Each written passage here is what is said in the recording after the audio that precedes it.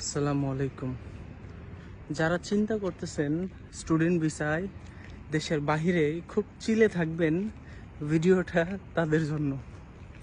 ওকে, সকাল 8টায় বের হয়েছি, এখন রাত্রে 12টা বাজে, এখন পর্যন্ত বাসায় যাইতে পারি নাই।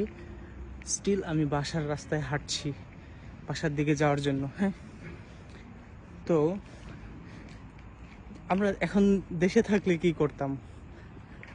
মা বাসায় রান্না করে রাখতো, আমরা যা খাইতাম, তাই না? স্বাভাবিকভাবে মা রান্না করে রাখতো, আমরা যা খাবার দাবার খেয়ে ঘুমায় পড়তাম। তো এটা একটা ছিল মানে দেশের রুলস আমাদের, আড্ডা টাড্ডা মেরে তারপর ইয়ে করতাম। কিন্তু এখন সকাল 8টায় বের হয়ে এখন রাত্রে 12টায় বাসায় যাচ্ছি। খাওয়ার মতো সাথে আছে কি জানেন?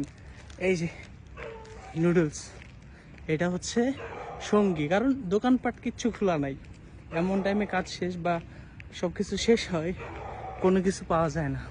তো যাই হোক, যারা দেশের বাইরে আসবেন তারা অনেক কিছু চিন্তা ভাবনা করে তারপরে আসবেন। আমরা যতটা সহজ মনে করি বিষয়টা আসলে ততটা সহজ না। আর যতটা সহজ মনে করি ততটা সহজ না। ওই যে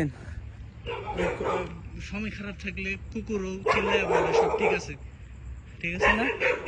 যাই হোক, যারা যারা আসবেন